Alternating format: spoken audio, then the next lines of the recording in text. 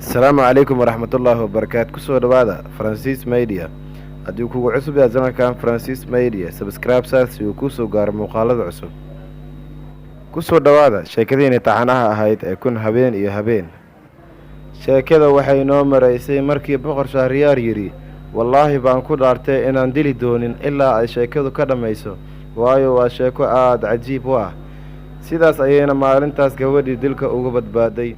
markii habeenkii la gaaray ayay Dunyazaad tiri, abaayo noo dhammaystir sheekadii xalay iyo siday wax ku dhammaadeen. markaas ayay Shahrazaad tiri, boqorow taajirkii markii naftiisu u badbaaday ayuu wuxuu u mahadceliyey odayaashii ayadoo meeshii loogu kala dareeray.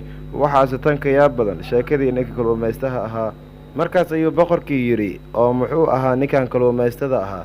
Shahrazaad waxay sheekadii ku bilowday, boqorkeygiiow, waxaa jiray nin kalluumaysato ahaa aadna u daaweynaa, wuxuuna lahaa xaas iyo 3 carruur ah. qof ka faqiirsanaana magaalka kuma noolayn. ninkan kalluumaystada ah waxaa caado u ahayd inuu shabaqa maalin kasta 4 mar badda ku tuuro, ka badanna weligiis kuma tuurin. maalintii dambe ayuu soo baxay, wuxuuna imaaday baddii ayadoo xilli duhur tahay. markaas ayuu shabaqii badda ku tuuray ilaa shabaqii moolka badda ka gaaro. markaas ayuu isdhahay, fiiri, wax ma kuu soo qabtay? markuu soo jiiday ayuu dareemay inuu culus yahay. markaas ayuu soo qabay isdhahay, laakiin aad ayuu cuslaa, wuuna awoodi waayey inuu soo qabto maadaama oday waayeel iska ahaa. sidaa darteed ayuu huurigii u saarnaa xeebta geeyey asigoo shabaqii jiiday. siduu u soo jiidayey markuu soo bixiyey ayuu wuxuu arkay in wax culus ee shabaqiisa qabtay. maanta dhanna ku rafaadayay jiidistiisa inuu yahay dameer baktiyey. markii odaygii arkay aad ayuu u murugooday, asigoo yidhi, laa xawla walaa quwata ilaa billaah, helista risqiga waa mid cajiib ah. kadibna mar kale ayuu baddii ku noqday oo uu shabaqii tuuray mar labaad, asigoo yidhi bismillaah. cabbaar markii uu joogay haddana wuxuu dareemay in shabaqii wax ku soo dhaceen. wuuna soo qabtay, laakiin waxay noqdeen jabaan ay ka buuxaan dhoobo iyo dhagxaan.